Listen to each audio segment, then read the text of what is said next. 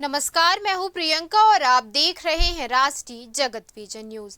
कोंडागांव जिले की ग्राम पंचायत करमरी की प्राथमिक शाला में टीचर कभी उपस्थित नहीं रहते हैं। इस स्कूल का हाल यह है कि बच्चे स्कूल आते हैं, खुद से प्रार्थना करते हैं और बैग उठाकर वापस घर चल देते हैं। यह स्कूल ग्राम पखनाबेड़ा में स्थित है। दरअसल 10 अक्टूबर को सामने आए एक वीडियो से इस स्थिति का पता चला है कि बच्चे पिछले कई दिनों से ऐसा कर रहे हैं। कई बार बच्चे खुद ही छुट्टी की घंटी बजाकर स्कूल छोड़ देते हैं।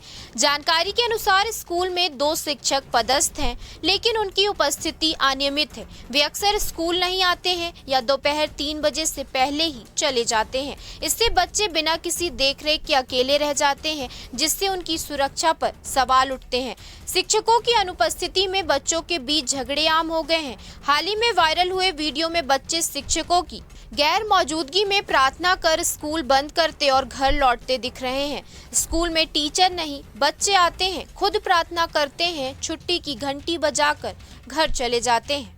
फिलहाल इस खबर में इतना ही। देश प्रदेश की खबरों से अपडेटेड रहने के लिए हमारे चैनल को सब्सक्राइब करें और नए खबरों के नोटिफिकेशन के लिए बेल आइकॉन जरूर दबाएं। नमस्कार।